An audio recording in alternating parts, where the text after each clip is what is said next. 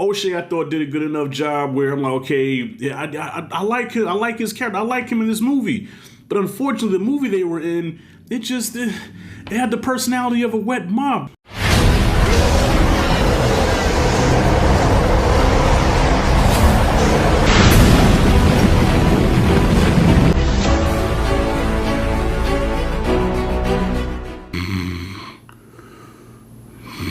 Don't give that motherfucker no more chili. The rest of that's mine. True story, y'all. That actually happened.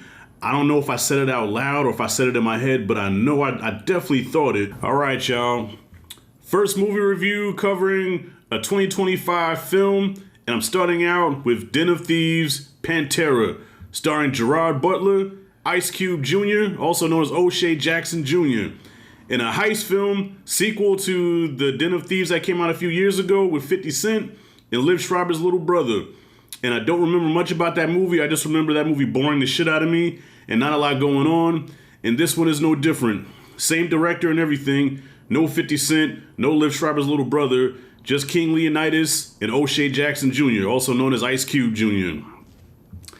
Yeah, this was a heist movie that takes about 2 hours to get to the heist. All right. So as you can tell in my voice, this movie was not very good. And I hate to say that because I like O'Shea. Actually, I thought he did good in the movie, y'all. Yo, if I keep it a buck, I think O'Shea's a better actor than his pops. You know, even though Cube is iconic, man, I always got love for Cube. I think as far as an actor goes, I think O'Shea, he just has it, you know. And I'm tired of people talking about the man's weight. All right, how come a brother can't gain a couple of pounds without a motherfucker got saying something about it?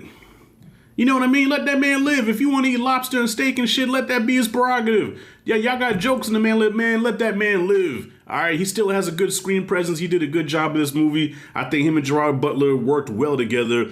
Unfortunately, the movie is extremely boring. I haven't fell asleep in a movie like this since... what's the last movie that put me to sleep? I think Nosferatu. I took a couple of naps in Nosferatu. So it wasn't that long ago. But man, when I say I was taking naps, and I took a real comfortable nap because there was a scene where it was like a party, so it was like loud music. So I knew if I went to sleep, my snoring wouldn't bother people. So I took that opportunity, and luckily it was like a 10-minute music scene, and I took a nice little 10-minute nap and woke up kind of refreshed. And usually when I do that, I can go through the rest of the movie without falling asleep. But no, I took about a few more cat naps during this. This movie had a lot of nothing going on. And by the way, this is a 2-hour and 24-minute film where nothing happens. It's just constant dialogue, constant back and forth. And it jumps from this conversation to this conversation to this plotting to that plotting to this scheming to this scheming. And then you get a little backstory monologue with O'Shea, which was a pretty good scene where him and Gerard Butler are exchanging backstories on themselves and their motivations for doing what they do. So, all right, I recommend you watching this at home because if you're like me, you're going to go to the cinema and you're going to embarrass yourself because I could have sworn I yelled out loud, don't give that motherfucker no more chili. All right, the rest of that's mine. All right, I don't know why I thought that. I wasn't even hungry at the time. I don't even know why I was thinking about chili, but I know I thought that. I probably said it out loud. I'm not too sure.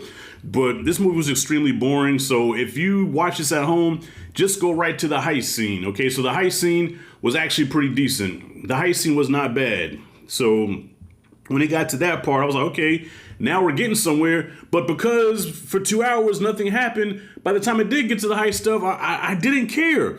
Like, it was cool. And there's even a cool shootout scene with the Porsche that sounds like the Batmobile from The Dark Knight. And I'm like, okay, that's a cool scene, but I don't care at this point anymore. I don't.